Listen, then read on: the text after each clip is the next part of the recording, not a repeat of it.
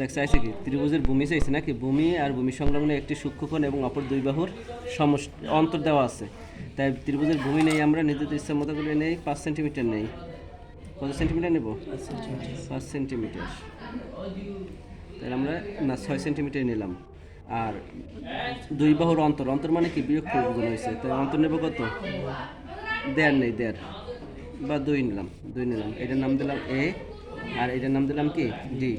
আর একটা কোণ নেই, অপর দুই বাহুর দেখো এক ভূমি সংলগ্ন একটি সূক্ষ্মকোণ। তো সূক্ষ্মকোণটা আমরা কত নেব? 45 ডিগ্রি নেই। কত নেব? 45 ডিগ্রি।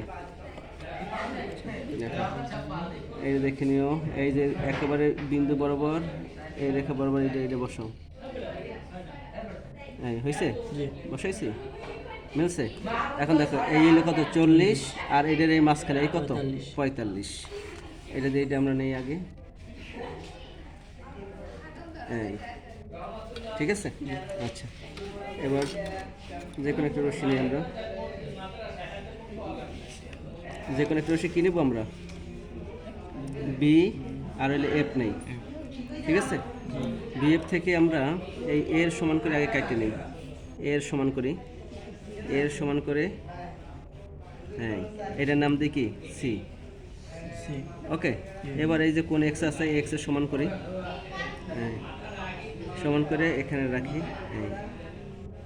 তারপর এই ব্যাসার্ধটা নেই, এই ব্যাসার্ধ নেইলে এই ঠিক আছে, ঠিক এই ব্যাসার্ধটা নেব, নেওয়ার পর এটা যোগ করো।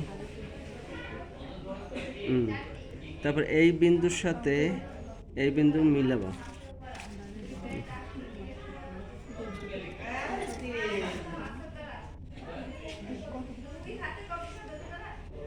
এই মিলানোর পর এটার নাম দেবো কি এফ, এটার নাম দেয় ই।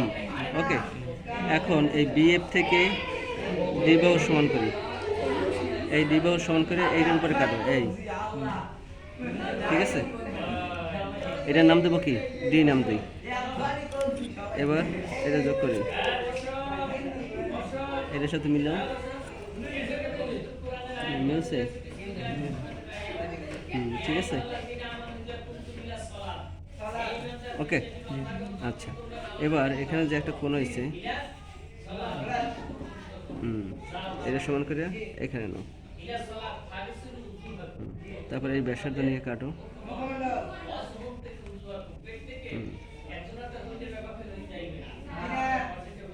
ব্যাসার্ধ নিয়ে এই কাটলাম। এখন এটা যোগ করো,